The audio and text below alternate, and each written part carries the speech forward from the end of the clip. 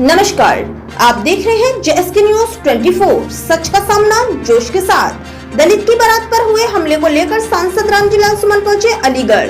कहा, योगी सरकार का अपराधियों में कोई खौफ नहीं है। अलीगढ़ के अतरौली क्षेत्र के काजिमाबाद गांव में दलित समाज की बारात पर हुए हमले को लेकर राजनीतिक हलचल तेज हो गई।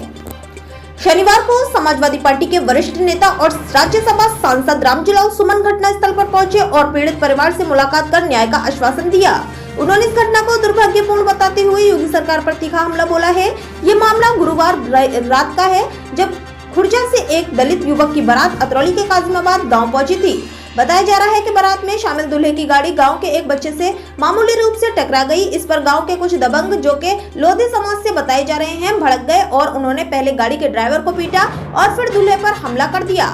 मारपीट के साथ साथ लूटपाट की भी बात सामने आई है।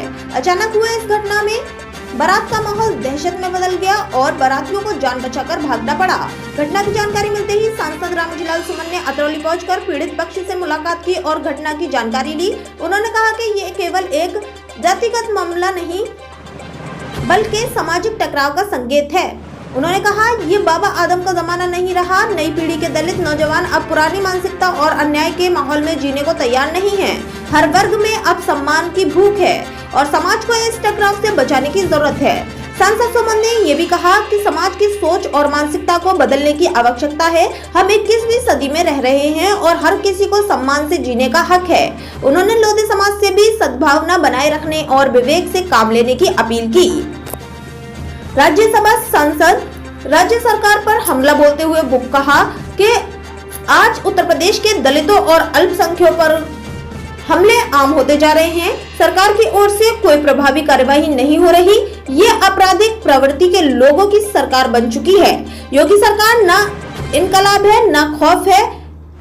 अभी तभी ऐसे लोग कानून को ठेंगा दिखा रहे हैं। सांसद ने प्रशासन से दोषियों के खिलाफ सख्त कार्यवाही की मांग की और चेतावनी दी, अगर जल्द न्याय नहीं मिला तो वे सड़क से संसद तक संघर्ष करेंगे। इस घटना ने एक बार फिर जातीय तनाव और सामाजिक असमानता के मुद्दे को उजागर कर दिया है। ग्रामीणों में अभी भी भय का माहौल है, जबकि प्रशासन मामले की जांच में जुटा हुआ है। रविंद्र सिंह आनंद, रिपोर्टर, अलीगढ़, उत्तर प्रदेश।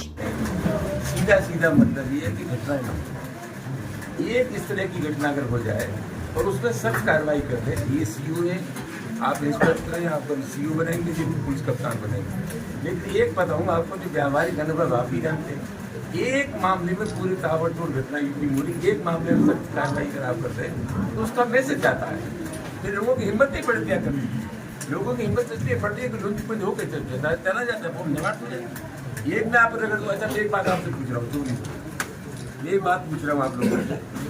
151 पुलिस की धारा के लिए 151 ऐसी है, 3 से 2 में अगर ये चाहे जमानत दे दी, 151 ऐसी है जो पुलिस बनाती है, इसमें एसडीएम जमानत देते हैं। क्या ये बात सही है? नहीं है कि एसडीएम और डीएम और एसपी इंटरेस्टेड हो और वो एसडीएम को फोन कर दें कि भाई ये मामला बहुत गड़बड़ है, आदमी चालू है, इसको रगड़ दो।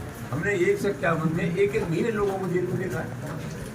151 में तो आप रगड़ना चाहो तो रगड़ने के बहुत साधन आपके पास हैं।